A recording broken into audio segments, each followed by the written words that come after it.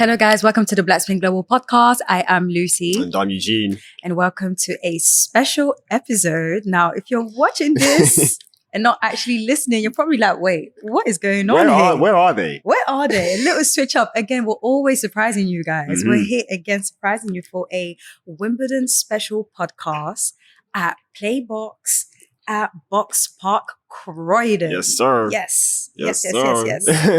And the reason why we are here is because, drum roll please. Thank you. On Sunday, 6th of July, we'll be here at PLAYBOX at BOXPARK Croydon for a Wimbledon watch party. So come and watch along, guys. Have to come. Have to come. It's not everyday football. It's not everyday just, whatever other sport people are watching. Sometimes come along and watch some tennis. British summertime, Wimbledon. Come on, you know what it is. It makes sense. It only makes sense. How are you, Eugene? Listen, I'm so excited, honestly. Like, this is incredible. Like, to be doing this in collaboration with BOXPARK Croydon and PLAYBOX, of course, as well. But yeah, Wimbledon is such a special time of the year. Like, I'm just excited for Wimbledon. Same. Like, what about you? I'm really excited for Wimbledon. I feel like this tennis season has been really fun. A lot of new winners, a lot of new things like happening. Like, for example, clay season at the beginning, I wasn't feeling I remember it. you saying, yeah. And at the end, I was like, oh my gosh, this was so great. So yeah, I want that momentum to continue with grass season, especially that is looking like, I don't want to jinx it, it's looking like the weather's looking, good. Fingers crossed. So it might be a very good Wimbledon for us with the nice weather. But most importantly, a massive shout out to PLAYBOX at BOXPARK Croydon for having us here. And yeah, I'm so excited. It's a lovely venue as well. Very nice so venue. Nice. Like, look at all the big screens, the colors. Like, it's going to be fun. Honestly, one of the best places like to come and watch all sports. So I'm definitely so excited for this. But it's only right for us to give you a little something about Wimbledon, from guides to how to get tickets to predictions to everything. Players to watch. So we've got you. But let's actually begin with a beginner's guide to Wimbledon. Here are like 3 things I feel like you need to know. Okay. So number 1, Wimbledon is part of like the 4 Grand Slams. So you have the Australian Open, the Roland Garros, also known as French Open, and Wimbledon, and then US Open. I think it's also important to mention, so Australian Open's played on hard. Yes. The French Open's played on clay, which is the only Grand Slam played on clay. Yeah. Wimbledon is grass, the only Grand Slam played on grass, and the US Open, also another hard court Grand Slam. So yeah, important to kind of mention that as well. And the Grand Slams are like, I always say the Champions Leagues of tennis. Yeah, exactly. It's a very big tournament. Big deal. Prize money is huge. So this year, for instance, the winners will get 3 million, men and women. A massive shout out to the legend Venus Williams for making that happen. The checks coming through. Icon. They also get 1,000 ranking points. I'm not going to bore you too much about that. I know that might be a little bit more complicated. No, we don't do that. But it's very important in tennis. But most importantly, I feel like Wimbledon is like the biggest, not just tennis tournament, but like one of the biggest sports events ever. Definitely. So it's up there.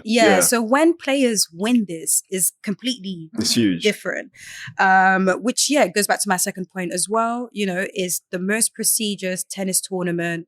A lot of players, when they win Wimbledon, is like, oh my gosh, especially that what some non-tennis fans might not know, or casual tennis fan might not know, the grass season is extremely small. So for you to be able to win such a big tournament and you don't have a lot of time to warm up or play other, grass tournaments other than Wimbledon is pretty impressive. Yeah. And last but not least, no, you do not have to wear all white if you're a guest.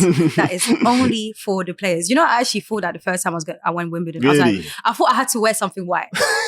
I didn't think all white. It's just for the players, man. But I actually thought, I have to wear something white. So I wore like a white top, green trousers. I went solo actually as well for my first time. It's a good day out. It was a very good day out. Yeah.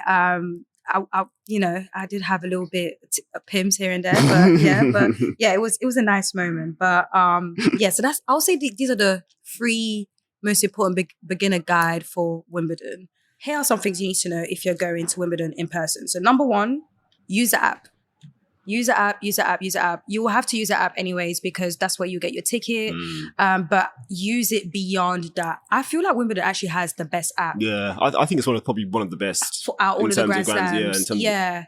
It's very useful. So even if you're actually not going in person, this is actually a great tip, mainly because you get a lot of information about the matches, the stats, even their like previous history. It's very clean as well, like quite easy to use. Yeah. It's a good like user experience. Exactly. And then when you're there in person, you can use the map.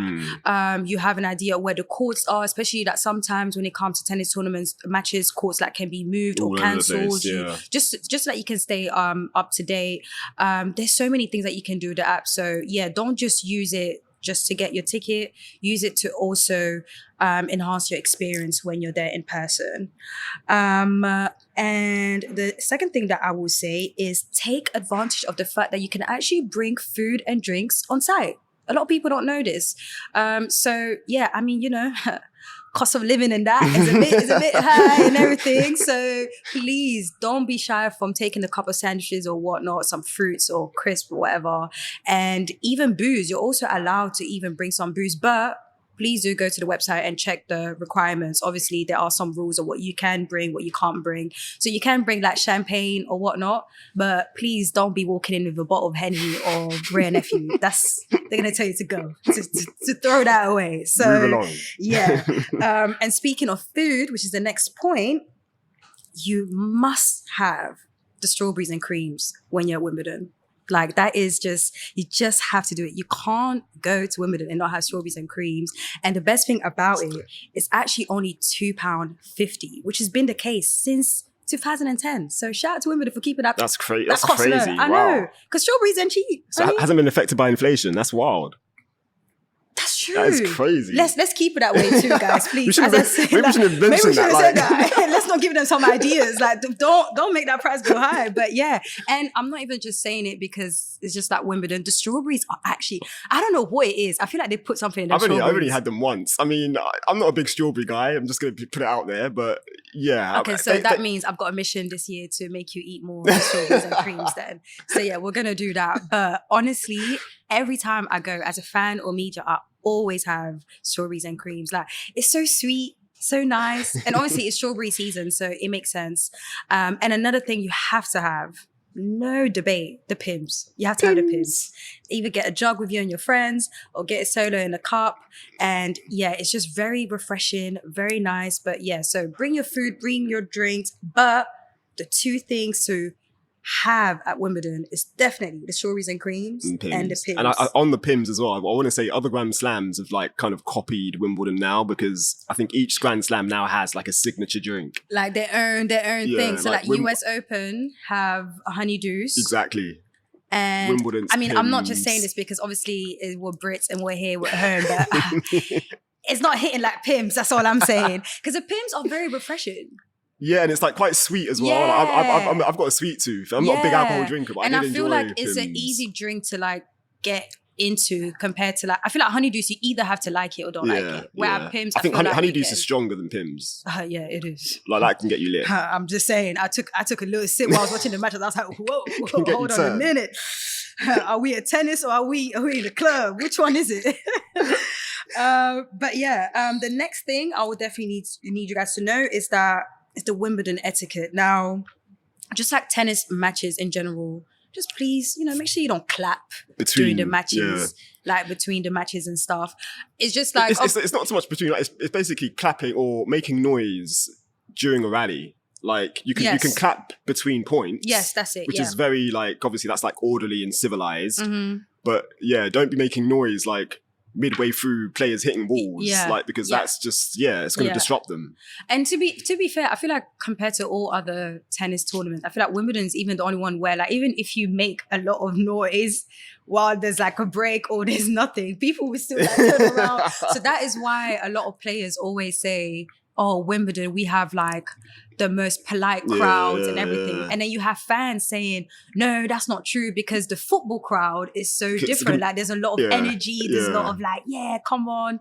But if you're more of that vibe where you're like, you know what, I want it to be a little bit more rowdy, like me. I don't like the whole quiet too much thing too much. then I highly recommend watching some matches at the outside courts. The outside courts, it allows you to be, you know, a little bit more free, a little bit more loud. Obviously, there's a lot of noise, people are walking around. Exactly. So yeah, it allows you to have that little vibe where it's a little bit more busy compared to the show courts, like the center court, number 1 court, and number 2 courts. I feel like number 2 courts is getting a little bit more casual as well. But center court and number 1 court are definitely the courts where, listen, even if you sneeze, you better be, you know. And lastly, one thing that I think that some people are not really aware of, after 3 p.m., there are actually resale tickets available from like £10 to £15 for the show court, so center court, court number 1 and court number 2, at a ticket resale kiosk. And this is ideal for anyone who has ground admission tickets, or they only have like a court 1 ticket but want to get like a center court ticket. And yeah, it's just an opportunity for you to go to another court and then watch some of the top players, because a lot of times they do put the top players on the show courts, and the money from them actually goes into charity as well. So it's a win-win. Yeah, it's nice. You're donating a little something and you are going to get some good tennis. But be mindful, there might be a long queue. There's times where I walk past and I'm like, what is this?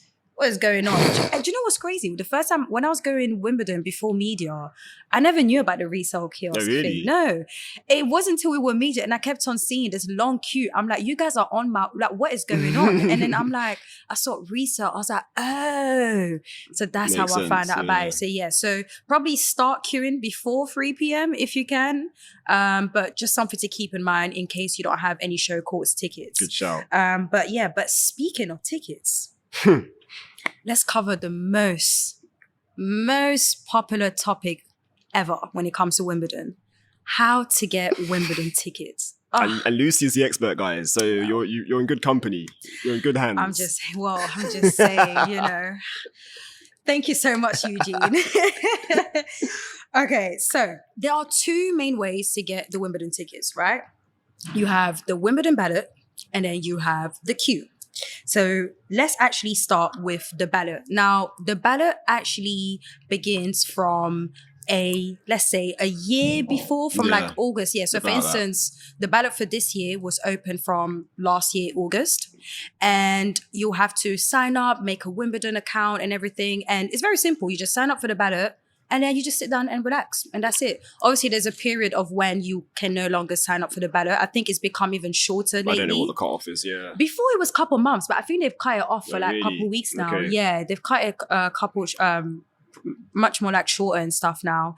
And yeah, once that's cut off, you just sit down and wait and hope for the best. And honestly speaking. It's literally luck of the draw. Yeah. Like, so there's no kind of, it's just literally luck. Exactly. So don't think, first person for me to sign up. If I sign up, the second they send me that email, I'm going to get it. No, you can be the last person to sign up and you might get a ticket, and you actually might not get a ticket.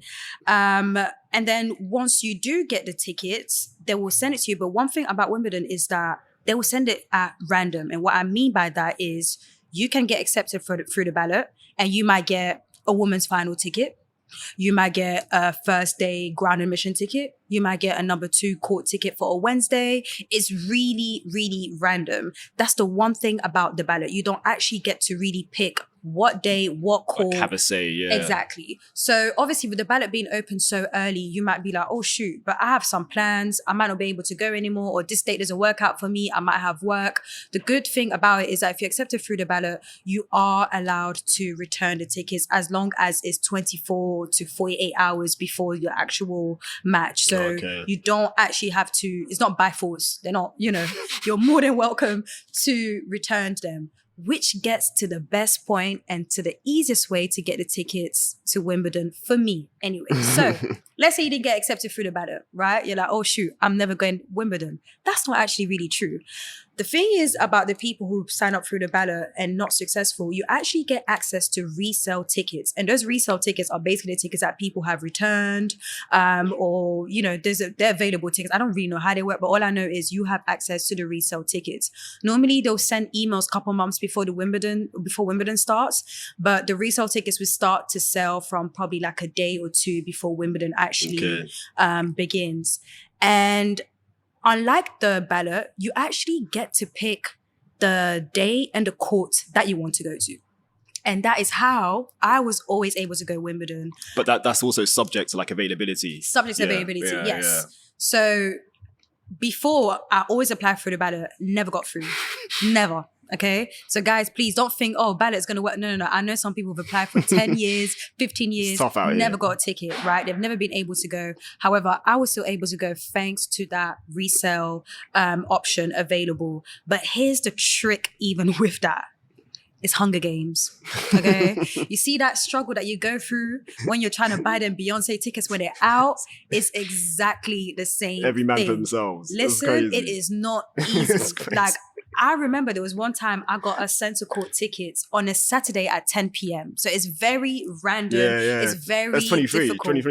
22? 23. Something like that. It was 22. A couple of years ago. Yeah. I had to message my manager like, can I get half a day off because I'm going Wimbledon, looks like it now. Literally, it is honestly Hunger Games. So yeah, it is easier in a way you get to pick the dates and stuff. But unfortunately, it's not as easy. It's just like, yeah, you buy a ticket and that's it. Even if you go on the website and it says sold out, keep refreshing. Just think to yourself, I'm trying to get Beyonce tickets. And then the process will be easier. Be prepared. Okay, just keep refreshing. A lot of times it says sold out, but there's actually some tickets left. And just to keep in mind, you can only buy either a pair or one ticket. The only thing that you actually cannot pick as well, which I forgot to mention, is your seats. So you can pick the court, pick the day, but you can't pick your seat. So you might be sitting right in front, it might be sitting right at the back. But at the end of the day, it doesn't matter. As long as you're there, this is something that's extremely rare. You can even get grad admission tickets to Wimbledon and you can still catch a vibe. And like I said, you never know. You might be able to get the resale kiosk tickets as well. So yeah, that is how to get the Wimbledon ticket through the ballot and resale. So make sure that when Wimbledon is done, you sign up to a Wimbledon account and you'll get an email saying the ballot is open, or probably through their socials, and then you sign up and then you let the rest do it. Now, if you ever do get the resale link and you have not signed up for the ballot, it's not going to work, by the way, because I know a lot of you have tried that, because it will ask you to log in and it will see that you haven't signed up through the ballot and it's like, oh, it's not working. So yeah, keep that in mind. The second way to get it is a queue. It's not my thing, but personally, I mean, respectfully, I don't know how you guys do it, but I can never queue for that long. It's really a British thing. We love queuing. No, definitely. And like in an orderly fashion as well. Like we love queuing. We will queue for anything. So in a way, it fits so perfectly for Wimbledon. Definitely. I know like the tennis fans around the world, they're like, why are you queuing? And like, you won't understand. This is our business. You don't get it. You don't get it. Like, we'll queue for anything. Greg's, Wimbledon, you name it, we will queue. So so the way that the queue works, what's actually so interesting about it is that it's actually one of the very few big sport events that actually allows you to buy a premium ticket on the day. A lot of times with a lot of these big events is like, you have to buy in advance. So as much as there's a disadvantage of queuing, there's actually a good thing about it, which is you get on the day, you'll be able to attend. So the queue actually starts at Wimbledon Park before the championships begin, and other people are like there from like early. Some people actually stay there overnight. Tents, camping out. Guys, they're camping to get into Wimbledon, right? It's that deep. And normally that actually starts from Sunday, like the Sunday 2 to 3 p.m, something like that. But recently, there's people that start queuing from Saturday. Really from on it. Saturday, they are queuing. They're like, I have to see Djokovic on that centre court when I enter today. But yeah, so when you join the queue, a steward will hand you like a queue card where it has like a date. It's numbered and it's dated. And you have to keep it with you till you have to buy your ticket. And once you get to the front, or when you get to buy a ticket, there is like a limited amount of like what you can buy and stuff. But yeah, I'd say definitely check the website in terms of like the dates of what you can buy. So for instance, centre court, you can't buy the last 4 days. I think it only buy the first 10 days of tickets. The last 4, obviously, semi-finals, finals and stuff is a bit tougher. So yeah, but I mean, I've never experienced it. Would you ever do it? Probably not. I mean, to be fair, it would be a good experience, but yeah, for me, that's just not. I mean, yeah, I Eugene said it's not that deep. I'm sorry. It's actually not that deep. And I love Wimbledon, but I don't think I would actually love to interview someone one day that actually done the queue. Definitely. Like, I think for some people as well, like they just do it because they enjoy it. Like they enjoy the experience and the excitement. Yeah, that's actually true. I think people take it in. It's a bit like Glastonbury, for instance. Exactly. Yeah. Like some people like the whole thing. Like, I don't think I can even do Glastonbury. Like, I'm sorry, like. I'm not a camping person, let's just say that. I'm here to keep it cute and watch the tennis, okay? But most importantly, if you did not get tickets, again, a reminder that we will have a watch party here at PLAYBOX at BOXPARK Croydon, Sunday, 6th of July. Join us, guys. We're going to be here and watching the tennis. It's not that far from Wimbledon. Even if you're in Wimbledon, when you finish... Just jump on the tram. Quick tram, come and join us to watch some of the tennis. And that's fourth round day as well. Sunday. That's fourth round day. Yeah. Second week, you're gonna see some good tennis. Exactly. And yeah, you'll be in the company with us. So exactly. Yeah, please do come along, guys. And speaking of tennis, let's talk about some prediction. Some predictions. I think before we get into that as well, I think we should talk about like the players and kind of how it works. So the tournament actually starts a week before in terms of qualifying. So players have to qualify to get in.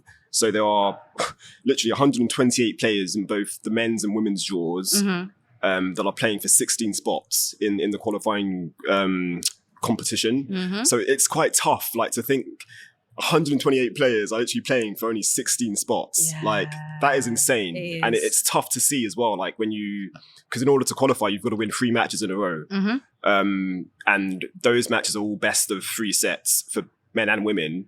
But for the men, when they get to the main draw, it's best of 5. Yes. The women, it's always best of 3. So, but yeah, just talking more about qualifying, that final round of qualifying, I always feel it for that player that loses because it's like you've got exactly that right there. That close. But then in saying that too, that's why sometimes you see lucky losers getting into the main draw.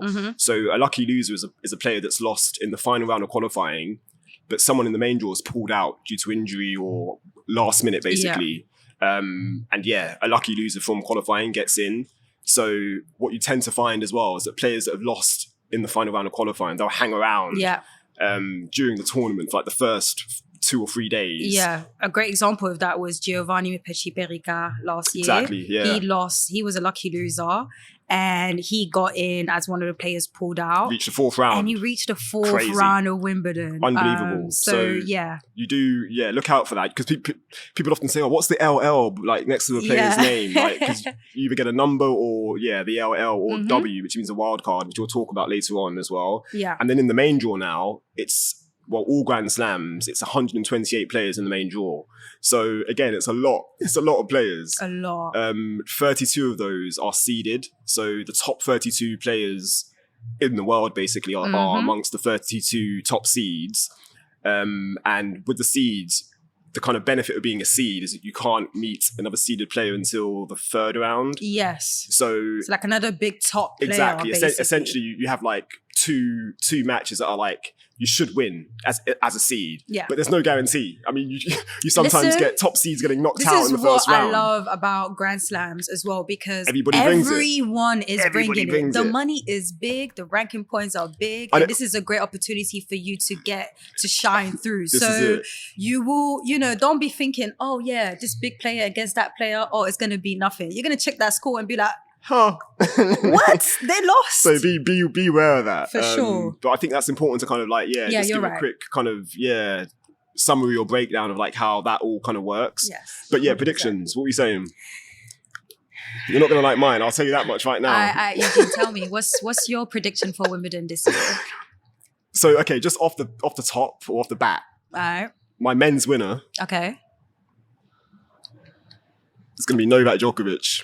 He's going to get to number 25. So Novak right now is on 24. He hasn't won a Grand Slam since 2023. Although he did win the Olympics last year, which is a big deal, but it's not a slam. But I just feel like on grass, he's won Wimbledon countless amount of times already as well. I just feel like he's a threat on grass. I know Alcaraz is the guy right now, French Open champ, defending Wimbledon champion as well. Two times. Two time, definitely put some respect on his name. But I feel like Novak is, if there's a slam he's going to win, it's going to be Wimbledon. Lucy's not feeling that prediction. Do you know, it's not that I'm not even feeling it. It's just that my thing on Novak for this Wimbledon, I don't even think he's even going to make his second week. Wow. Sound like my Nadal pick from like last year. I'm not, I mean, you guys know how I am, you know. My big three is Roger Federer times 3. But no, all jokes aside, it's mainly because of the fact that number one, he's not seeded as high. His ranking has dropped. Yeah. So his draws are going to be tougher.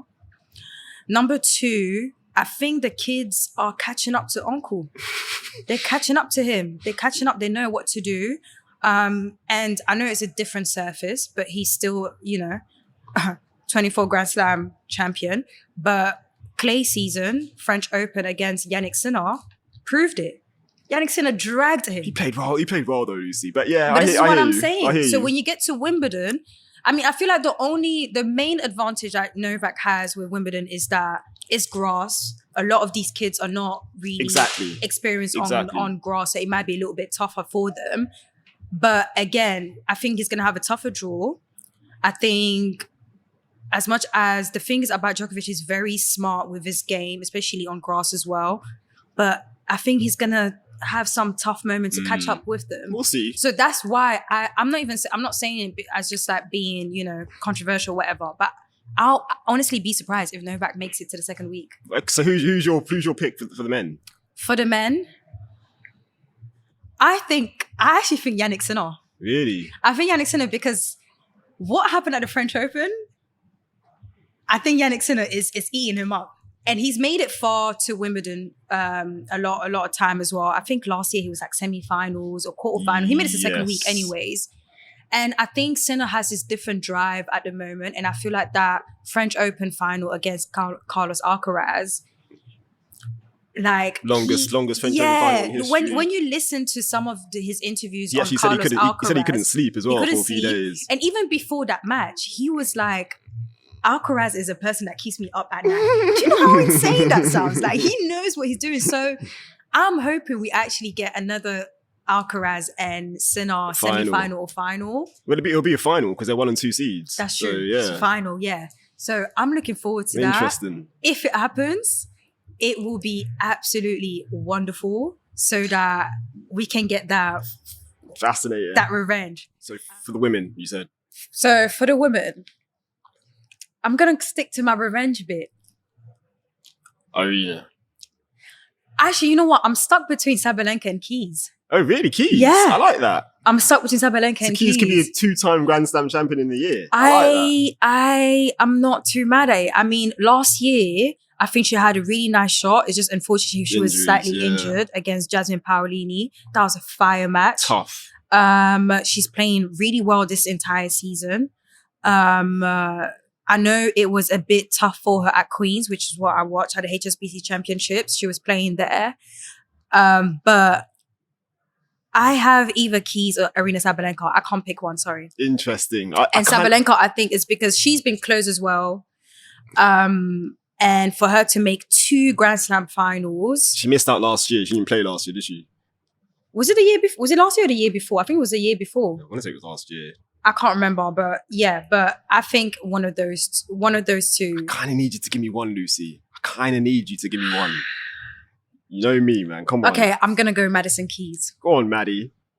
She is my pick. It's funny because I've actually got 2 as well. That's wild. Hey. But I'm going to go for one, but I'm going to give you my 2. Okay, cool. So if you're familiar with this podcast, you know who my go-to pick is all the time on the women's side.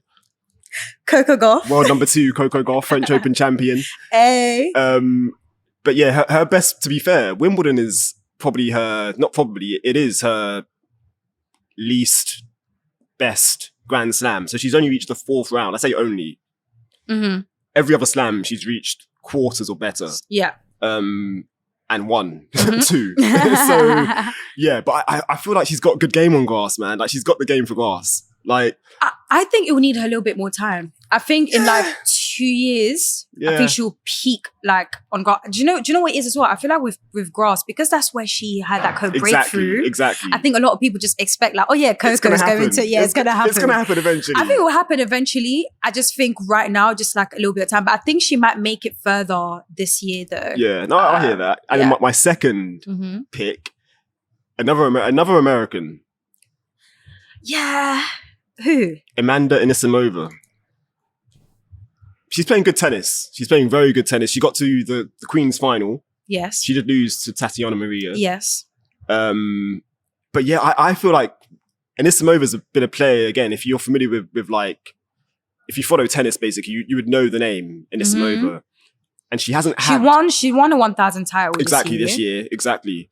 She hasn't had like the breakthrough though at a Grand Slam yet. And you think Wimbledon will be the one? I mean, she's had some good results at Wimbledon. She did beat Coco Gauff, I think in 23 or 22. But yeah, she beat Coco Gauff one year. And I think she reached the quarterfinals. So, but yeah, I just feel like her breakthroughs, she's on the cusp of a breakthrough. Okay. And I wouldn't be surprised if it's at Wimbledon. Okay. And yeah, this year potentially. But who are you picking? But you know who I'm picking. Coco Gauff. It's going to be Coco Gauff. Cool. Can you imagine going back to back though? French and Wimbledon. When's the last time we've had that for women? Like French and Wimbledon? Probably Serena, I'm guessing. Like, need to check that, but yeah. Who else? Oh gosh. But speaking of players, here are some players to watch this year at Wimbledon. Who are we starting off with, Eugene? So let's go BSG first. And women, let's go women first. So of course we mentioned Coco Gauff. Yep. Who's the French Open champion. Jasmine Paolini, last year's runner-up. Yeah. The Italian. Australian Open champion, Madison Keys, like you said as well. Well, your pick, really, isn't she?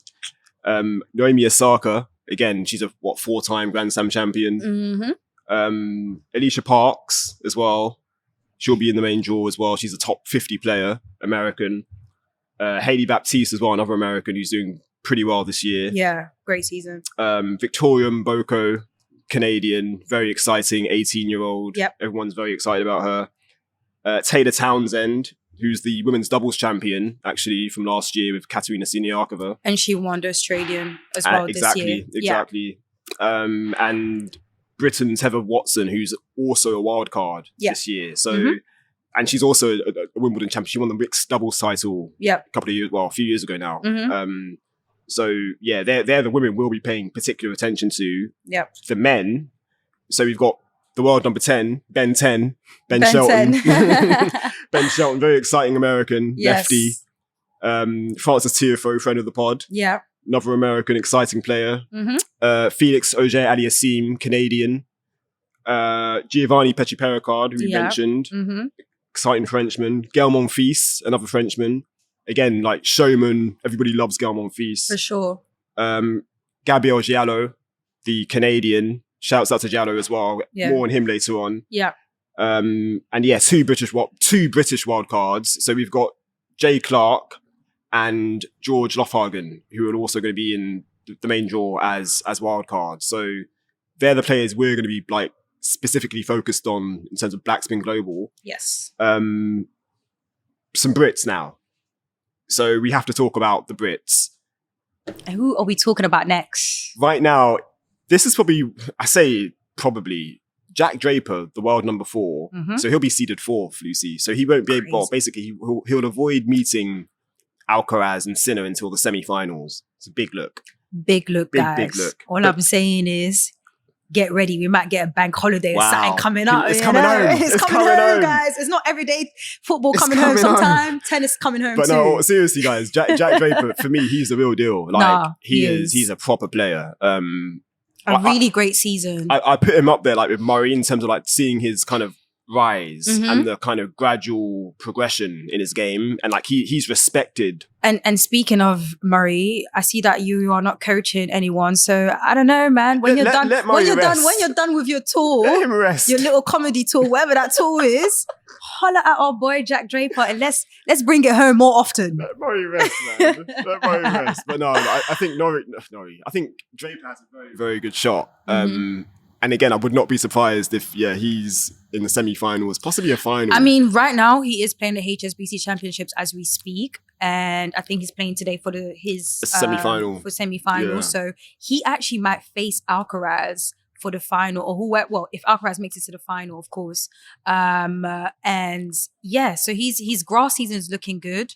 Aside from that, he's had a very great season. He's been playing really well on all surfaces. So, he won a 1,000 title on hard court. He reached the final at Madrid, which is also a 1,000. On clay. On clay. He went deep into the French Open. And now grass season, here he is. So he's been locked in and playing really well. So guys, proper if player. you're going to Wimbledon and Draper is there, I know I said earlier, if you're going to centre court and court number 1 or whatnot, keep it low. But when Draper's there, make some noise. Make some noise. Just a little bit, And if you're going to come to the watch party, if Draper is on that day, oh wow, guys, come on. It's a wrap. Let's bring it up. Let's bring the energy. We're free here to shout as much as we want at the PLAYBOX, so it's fine. No Wimbledon etiquette here. Other Brits to look out for in the men's draw. So Cam Norrie, again. Yeah. Pretty established British player. Mm-hmm. Jacob Fernley as well. Billy Harris as well. They'll all be in the main draw. So they'll be in the main draw courtesy of their ranking. So they won't have to go through qualifying or depend on wildcards. Yeah. But then we do have some British wildcards as well. So we've got Dan Evans, Oliver Crawford, Johannes Monday, and Jack Pennington-Jones. And sorry, one more, Henry Searle, who's a 19-year-old, exciting teenager actually. He won the junior title in 2023. Okay. So there's a lot of talk about him as well. He's 19 now. But yeah, he'll be in the main draw as a wild card. On the women's side, so Emma Raducanu, I'm sure everybody knows Emma Raducanu, US Open champion. So she's now the new British world number 1. Yes. Not British world number 1. She's the British number 1. Mm-hmm. And yeah, again, she's playing some good tennis, Lucy. She is. She's having a good season, considering she's been suffering with injuries as well, off and on for the past few years. Mm-hmm. But yeah, this year she started to put some good results together. Yeah.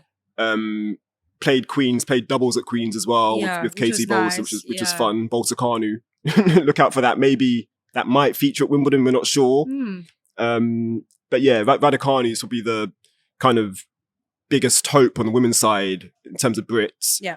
And then we do have Katie Bolter, like I mentioned, and Soné Cartel. Mm-hmm. So they'll also be in the main draw right through their ranking. British wildcards, so some very exciting teenagers. Yes. So we've got Hannah Klugman, who's 16. She'll be in the main draw.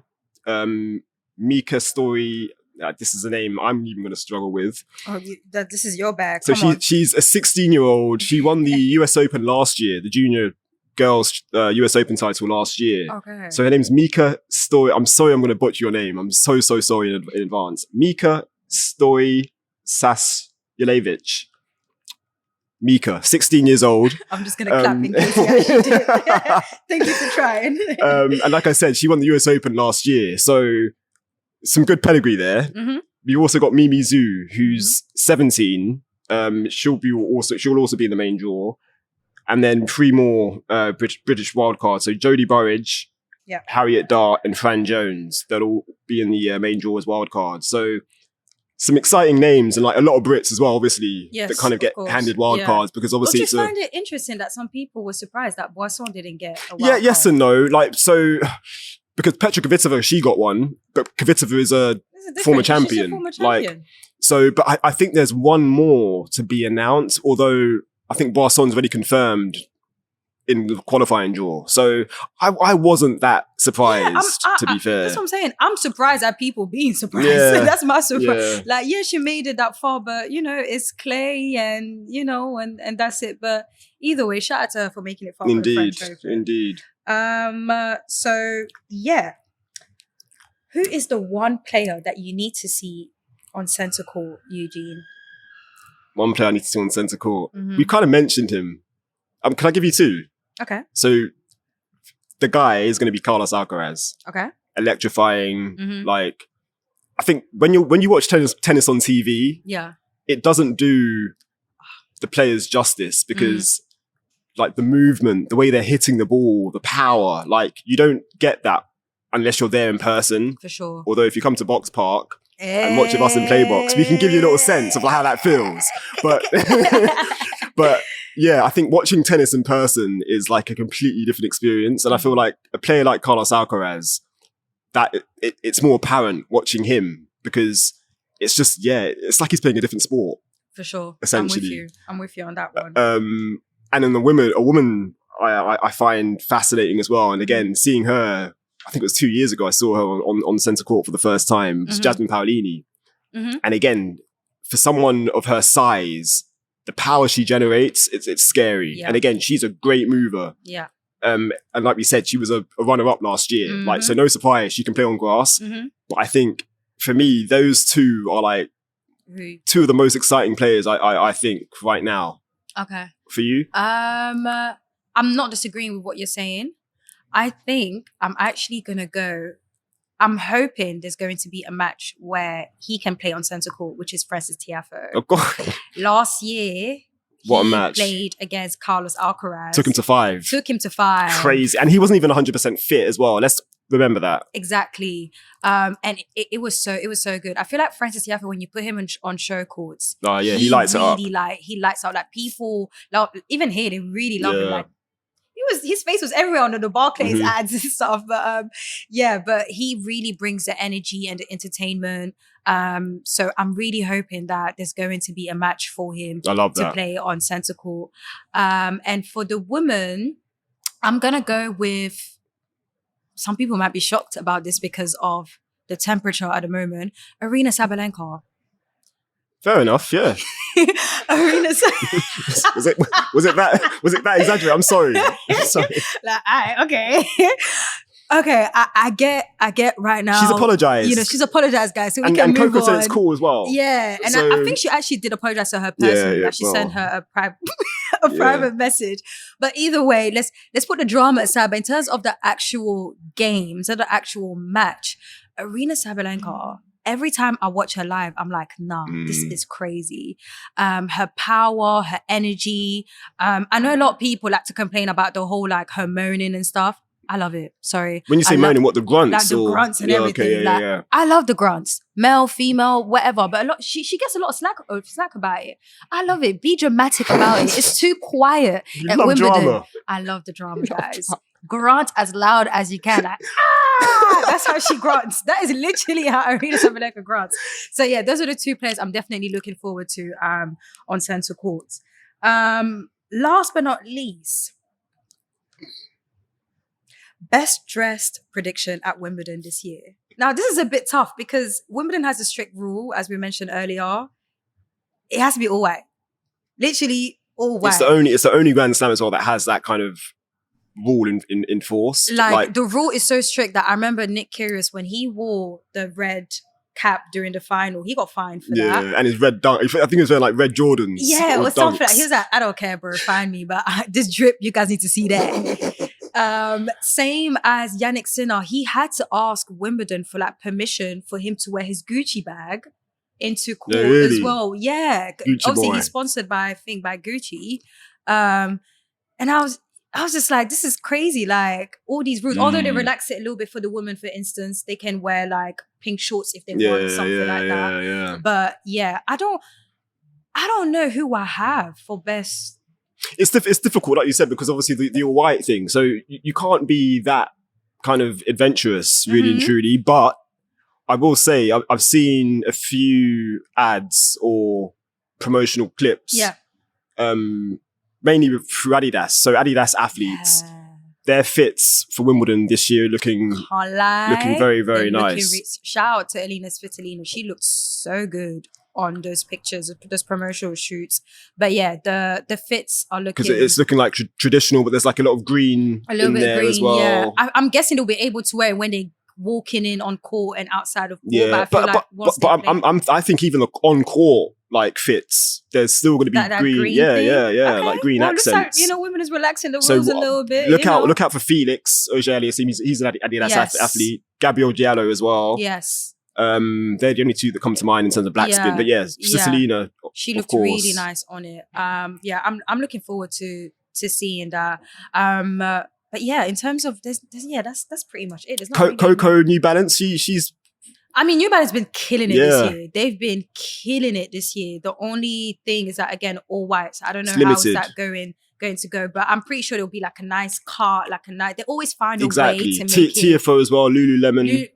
So would he come with a vest or would he come with a t-shirt? Ben Shelton as well. He's also known for wearing the vest. Yes, the vest. Yeah. I guess it depends on the weather too. It's British summertime. Listen, the weather that's happening right now, I need it to stay like this, please, because the American players, they always think that it's always raining here, guys. No, we've got a little bit of sun, a little something. So yeah, but I think that is it. The underdogs. We didn't touch on underdogs. Oh, sorry, underdogs. Wimbledon underdogs. Because I've got one. Okay, on the male side, and I've mentioned his name already. So Gabriel Diallo. Okay. So the 23-year-old Canadian.